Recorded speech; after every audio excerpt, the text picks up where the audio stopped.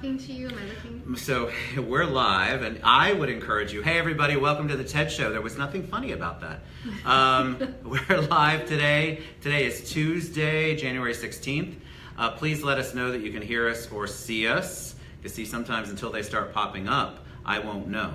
And that's where we're going to check it out. But you look awesome. I don't think there's any shininess to you at all. Thank you. But welcome, and let me know you can hear us and see us. So if somebody's popping on, that's good. There's a lot of people, but they don't like to pop on and say hi. Oh, how fun. So we'll get to see that? We do normally, but I can't Okay. see them right now. So let's see. Oh, there's Jarrell. All right. Good. So Jarrell, let us know that some of them, they hide themselves, and you shouldn't Gotcha. hide yourselves. But I'm here with my friend Michelle Brady Palmer. And we have been having probably one of the most in-depth conversations I've had before 1 o'clock in the afternoon in a very long time. Thank you, Jarrell. And welcome to the show. We really did. We had, hey Karen, you can see there, see? Oh yeah, I'm gonna do this so I can see us too. I do. I hope people comment. So now Oh, thank you, Kim. Sounds good. Thanks, Bob, for watching. She was asking if she's a little shiny, and I think she looks amazing. So, oh look, Alex Agresta's on. We were just talking about you all earlier. Yeah.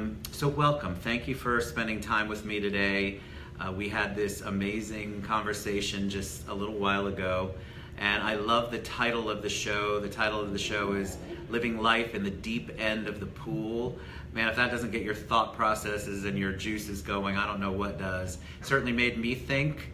When I typed it out, I thought, man, I want to. Oh, she said, yes, you look beautiful, Karen Leday. Oh, that was sweet. Thank you. But I think a lot of people want to know what that means, and they want to hear all about your story because your bio was, obviously I posted that. So welcome to the show, and give us a little background about you.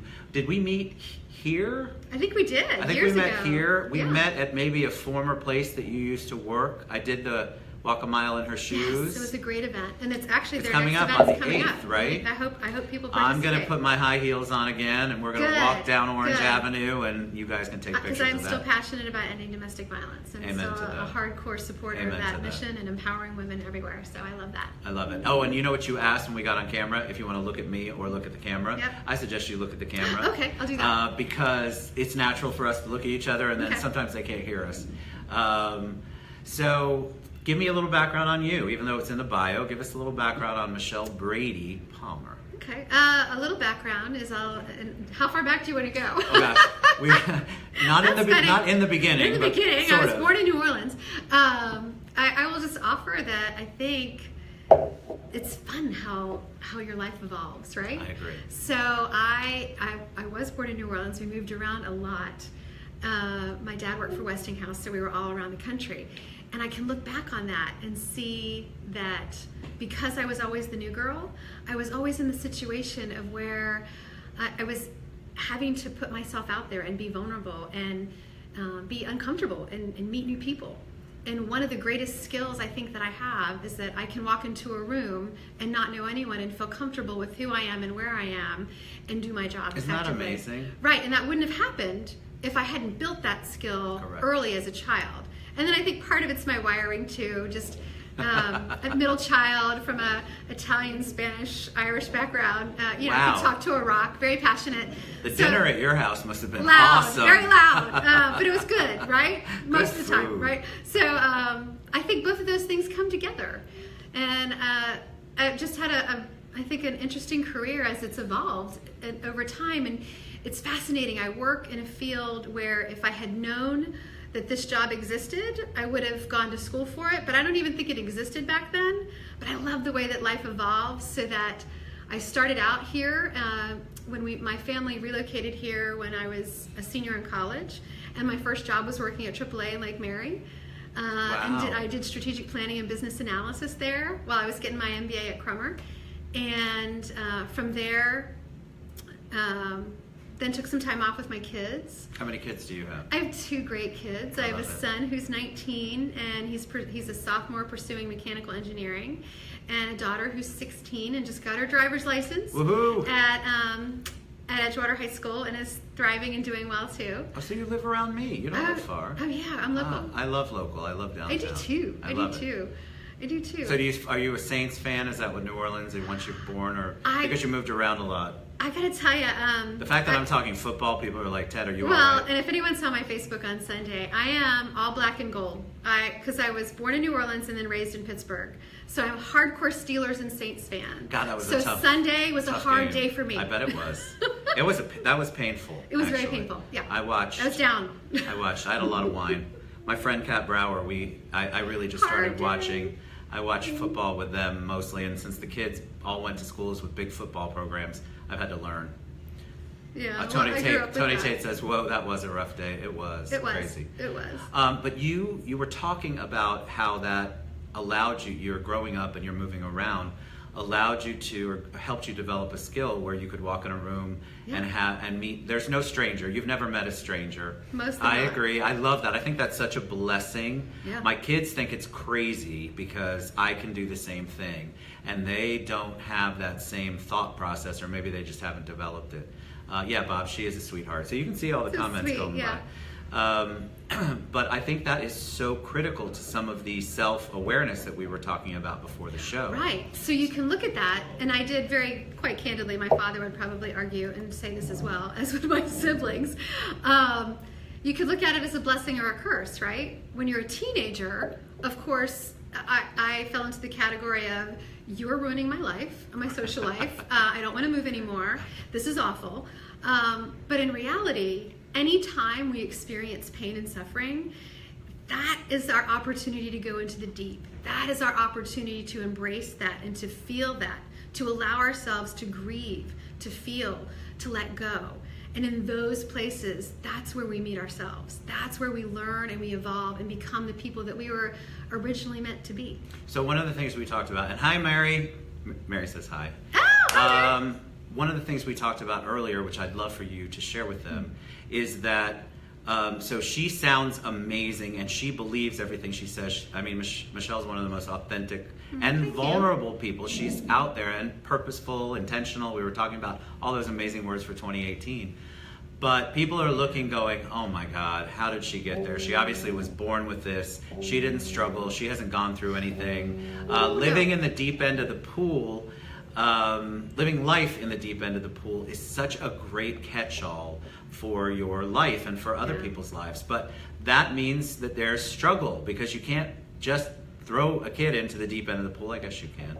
But you don't want to go there. A lot of people resist going there. And so you've had to learn. So share some of those struggles, because people will message me later and go, well, she had the perfect life. Everything's come to her. She hasn't struggled. She's got it all now. So she's on Maslow's hierarchy level 6, because there's only 5.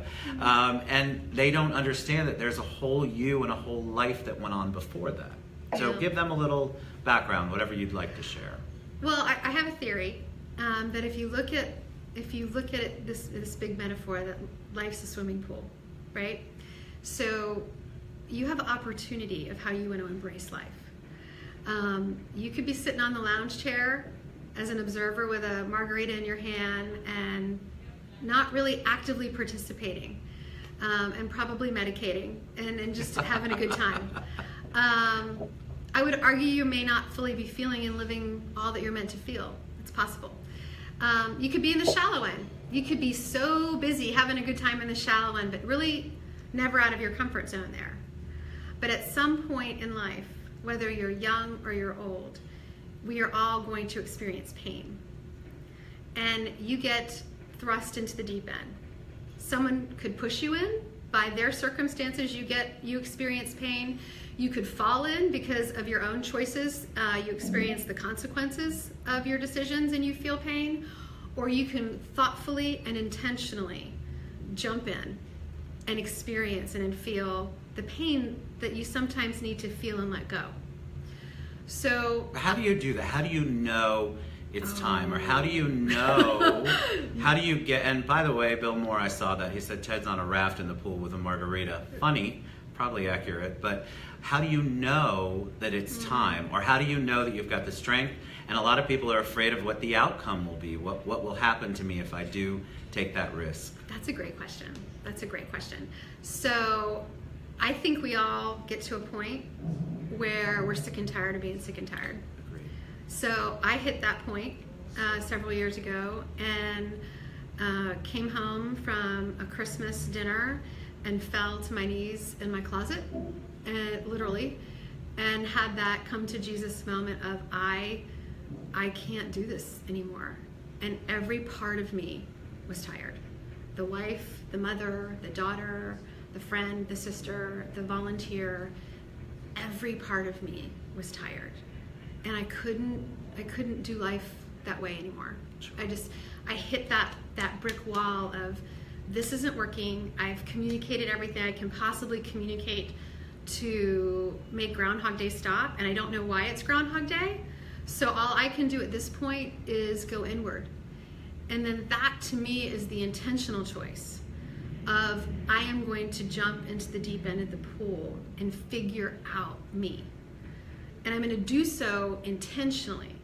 So when I encountered that experience in life, I decided, and hold on to your jacket here. Uh-oh. I decided. My carpet. That's okay. I'm not going to drink for 3 months.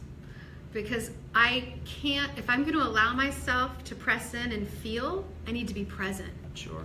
And it's too tempting to then have a glass of wine and unwind and not feel.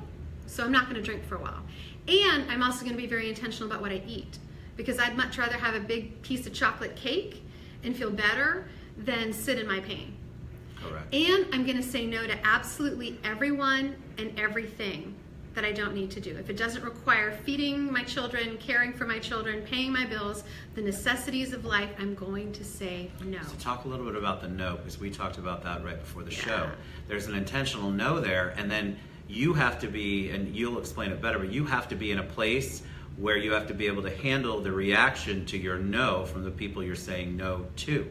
Right. So I believe that any place that you can't start doing something that you need to do, or you can't stop doing something that you need to stop, is a sign that there's an opportunity there for you to grow. And learning to say no and be intentional about your life, about your choices, is critical. And learning how to say no was one of those for me. And I had to get comfortable with the uncomfortable. I had to press in to why I couldn't sit in a space with people being disappointed in me. And Right. what did that mean? And where did that start? And that to me is the big jump into the deep end of going back and doing that work and taking ownership of my life of, how did I get here? And why did I allow these choices in my life to happen? Why did I enable this situation that's toxic and codependent? Why did I choose this for myself? Why did I allow this? Why did I enable this? Because 50% of that's me in a relationship, People right? don't want to take the responsibility. It's too Right. painful to Right. admit, hey, maybe I'm part of, or more than part of, the problem. If the pattern is there, and it's everybody, Right. it keeps being the same thing in a job, and we talked about this yesterday, in a job, in a relationship, in business, in your faith, and whatever it is. Hey, Jen. At some point, it can't be everyone else is wrong. You have to take some ownership, maybe, and that's a painful Yeah. place for people to be. Yeah. And I think working through that pain, that's the opportunity, right? So often, and we talked about this, others aren't comfortable, hearing your no, and that's not about you. That's Correct. them. That's right. And we need to learn to get comfortable with the fact that people aren't okay with us and they aren't okay with our decisions. But the more I press in and the more I do my work and I clearly understand where I end and you begin, and I get comfortable with me, then that's all right. I can respect you and I can love you better as you are, whether you're happy with me or not. Because I respect and love me better as I am. And that's, to me, the true blessing of living in the deep end and embracing who you are. Because the more I uncover about me, it frees me up to love myself better, which in turn means I get to love you better. So the degree to which I judge others is really the degree to which I judge myself. Yes, and you said something powerful earlier before we went on camera, that people they can only meet you at a point where they've met themselves. And you've said it so much prettier than I said it, but if you're dealing with somebody, if you're trying to work through somebody, if you're trying to share something about your life, And people can only meet you emotionally, physically, spiritually, soulfully, at whatever level they're at. So you can't always expect them to meet you at a place when they haven't progressed there. Right. And those are often the people that can't hear your no. Correct. And can't respect your no. Correct. And that's okay. But when we talk about going into the deep end and working on yourself and understanding why you are the way you are and why all those spots are really just opportunities for you to learn more about yourself and really uncover what I believe are false beliefs and attitudes and truths that we created a long time ago, and letting those go, right? So give us an example of that, because what we talked about was you've What? got to go back. She has many. I love it. Many. We have to go back to the beginning. We have to go back to where it comes from.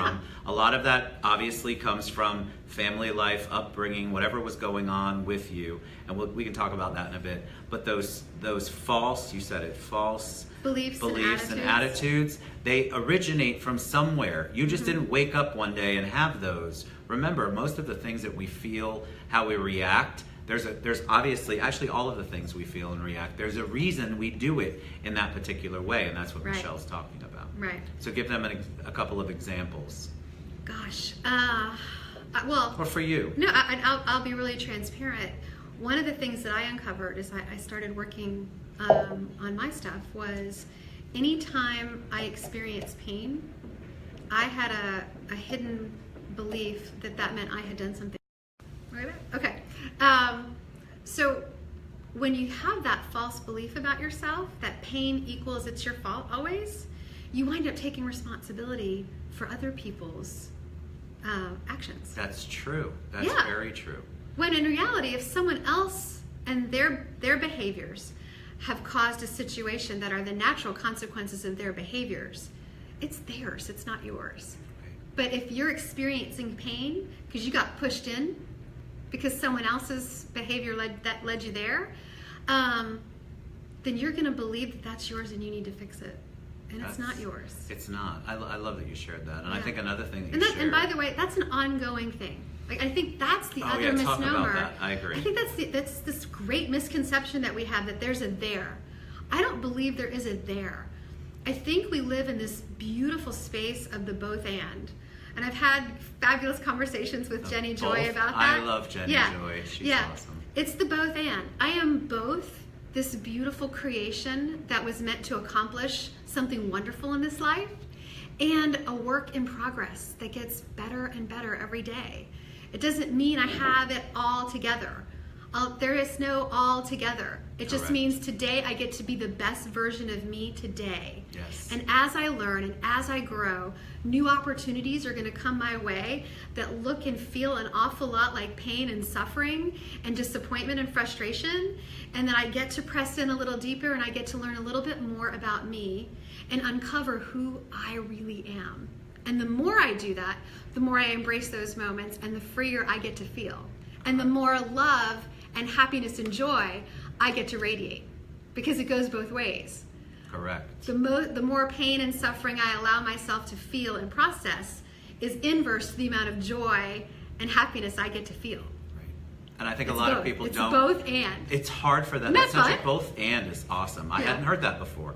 And I think that's right, because I think people, it's either or for a lot of people instead of both and. And I think that they don't understand that it is you're constantly in flux. She doesn't Yes. wake up every single day being able to talk about this and having the most perfect day of her life. I want to stress that. No. None of us do. Just because we're talking about that, we just want to share the pain and the growth and all of the wonderful things, positive and negative, that have come into our lives and that have helped frame us and put us where we're at. Right. That doesn't mean that every single day is 100% perfect. I was joking with her, like Snow White comes and the animals dress her in the morning and she wakes up and it's music everywhere. Wouldn't that be nice? Wouldn't that be Yeah, awesome? it doesn't It's work not that way. like that, but I Yeah. think a lot of people message me after the shows, God, I wish I had that intrinsically. You do, but she's worked on it. She's taken the leap, the plunge, and it's not an easy process for anybody that goes through it. You have to. It's messy. It's so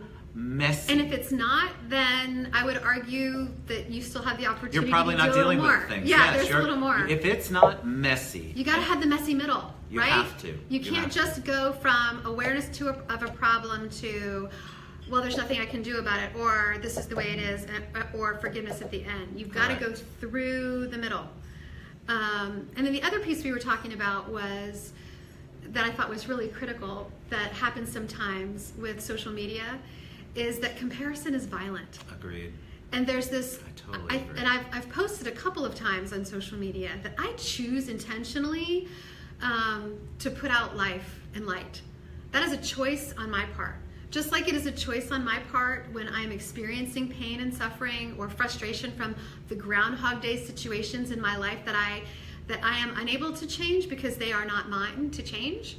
I work those out privately with the few individuals who have earned the right to hear my story and my pain, and I know can hold it sacred and carry it and sit with me in it and allow me to work through it without judgment and with total grace and remind me of who I am. Right. Because those are your people. And That's your everybody tribe. needs people. I agree. You have to Everybody have needs that. people. And I mean, in really hard times in my life, when my life burned down, I had a handful of people that I could rely on. One of my greatest friends texted me every day, literally, at least for 3 months, and all it said was, "You're going to be okay today." It's not so important. Yes, not, here's the answer to solve all your problems, Michelle. Here's your agenda of what you need to do to fix this today. Just, you're going to be okay. How wonderfully intentional of that person, just because sometimes just the checking in. I love to check in with people because I'm so, hey Rhonda, and there's a couple of comments that I want to share with you because it's good for you and I love to share that good stuff. I think I check in on people mainly because sometimes I don't know if anybody else has checked in on them. Yeah, and I think that it's such an easy thing to do, and a lot of people need it. I love it when people check in on me. I'm not crawled up in a ball, not today. But it's still thoughtful, but it's still right? so thoughtful and purposeful, intentional. Let me tell you, Bob Lee, you know Bob. I do. Thank you. So Colleen Murphy says she shines, and she does. Aw, that's so we sweet. make contracts Thank with you, Colleen. ourselves and have beliefs that no longer serve. And they need to, and that's exactly it. Yep. What did we learn in our childhood Correct. about ourselves, either intentionally or unintentionally, that we need to unlearn because it no longer serves us? Correct. It might have helped us as a child, but it no longer helps us Well, now. a lot of times as a child, I know from my personal experience, it was a survival mechanism. I had to learn how to do something in order to survive in the family environment that I was in. particular situation. And so I was aware, we were talking about this earlier. Yeah. She's great, Ted, Michael, you're right. I mean, there's so many amazing comments. That's so sweet. Hey, Rhonda, she says, love what you're saying. And Oh, she's thank talking- you. I don't know Rhonda, but hi, thank you. Rhonda's amazing. Everybody on here is amazing. But I think that you get into those, and we were talking about it earlier, so it's not like all of a sudden I woke up and said, hey, I'm not going to deal with all of my childhood insanity anymore. I'm a perfect person now, and it's all going to be amazing. We talked about mental health counseling. We talked about how critical that was. I had Pete Fisher from UCF, who, when I was going to UCF, it was a free service. I got 5 years plus peer advisement plus anybody who's on. That's awesome. What a which was gift. amazing to me. What a gift, and it helped me figure all of that out. So it's not like we went from horrible childhood, craziness, and all of a sudden I'm this amazing functioning adult. We joked earlier, sometimes I'm amazed I'm not in the corner drooling somewhere or addicted to something. Don't say alcohol. But it really is so important to understand that there is, you make it here because you go through some of the steps. And for me and for Michelle, mental health counseling was one of those steps. Absolutely. I don't think, well, first of all, I have a very positive view of it. Me too. I view it as when you are stuck, they are there to help you get unstuck. Agreed. They are also that neutral third-party sounding board that you often need to hear a situation and then help you understand your own thoughts and help you connect to yourself and uncover those things. And they just walk you through that. But I very clearly could never have made it. When my life burned down, I could not have gone through that process without licensed mental health counseling and a professional holding my hand. And really what I think she did was steward grace to me. In a way, love that. Say it again. She stewarded grace. That was the greatest gift she modeled to me. I'll never forget at the end, and we're great friends today, and I love her dearly. In addition to just what I learned about myself and how she stewarded grace to me, she modeled that of what it's like to steward grace to others. And really, when someone is in that place of deep pain and suffering, that's what we're doing. Right. We're stewarding grace to them and reminding them of who they are and what is good and lovely and beautiful, and encouraging them that they're going to be okay and that you'll be there with them as they do that. Not fixing them, not minimizing, not trying to change the subject or medicate, just you're there sitting Shiva with them, holding their hand beautifully in it. I love that. All right, so I promised you, and I want to talk about this. We're already at 25. Are we really? I know, it goes by so fast. I could talk to you for hours. So I want to talk about SeaWorld. I want to talk about your get to. I know. I have a running joke with, I'm manager of community engagement for SeaWorld Parks and Resorts Orlando. And I was telling Ted that it's just an absolute get to because I love what I do. I wholeheartedly embrace and love what I do because I believe we were all created with a purpose. And at SeaWorld, I get to help provide meaningful opportunities and experiences for people to connect with themselves and each other through nature. So I get to help steward SeaWorld's resources to help fulfill their purpose for a living. But I get to do that. All right, she gets to do. I love how you frame that. It's a get to. It's a get to. I love what I do. And, I work with wonderful people. And I was telling him I go back and forth all the time with the trainers because they say they have the best job and I think I get the best job. And then I get to help the community and I get to help so many in the community. And I'm just a conduit of that. It's really SeaWorld doing all that work. I just get to help be in relationship with the partners to make that happen. It's true. Hello, Jerry. And yes, we both know Thomas and love Thomas. Yay, yes, that's his true. Mom. That's his mom on right now. That's Thomas's mom, well, Jen. She's awesome. She's got to be awesome. Anyone who raised that young man is awesome. He's amazing. Yeah. And so is the whole team. Yeah, all right. So any parting words? Any words of wisdom? Anything you want to leave them with? I forgot to tell you that's what I ask at the end. You did forget to tell me I did. that. I'm sorry. So if that, I didn't know if I was that going to puts have you, like a you've given Oprah so question many of, amazing... what do you know for sure kind of things that I could have thought about. I didn't do any of that. I'm No, sorry. I told you the funny. R&D pays for the iced tea and the alleged okay. coffee in my. That's okay. But I think that you have so much wisdom and you're in You? such a great place. You do, and so I appreciate any parting words of wisdom for them? Anything you want to leave them? A nugget? You've left tons. I would just offer that everyone has the opportunity to be still. I would encourage people to just be still and get quiet and listen. And in that listening, you'll hear what you need to do as your next step. I love that. And from that place, you'll get to grow and evolve. And whatever that looks like, it's not going to be my journey and it's not going to be Ted's journey. It's going to be yours. But you can't do that if you don't allow yourself the grace to be still and cut away from the busyness and the medicating and anything and everything and just get quiet. So I would encourage everyone to just get quiet. I love that. And see what that inner voice is calling them to do, because there's a call there. And it will help you ultimately fulfill the purpose for which you were created in this life and lead to more joy and more happiness. Oh my God, see, she's awesome. I could talk to her for hours. You're so sweet. You were amazing today. Thank you. you. Thank you for being vulnerable, transparent, authentic. We love you for that. I appreciate you coming on and sharing what you did. We had so many comments, so Michelle and I will both go back through and reach out to you guys. It was difficult. It was going, which is a good thing, difficult going back and forth. So much love, lots of hearts, and that all has to do with you. Thank you. And what you were sharing and the energy that you have. We love you guys. Thank you so much. Thank you. I'll post all of Michelle's contact information when we share the video. Thank you so much. Have a good one.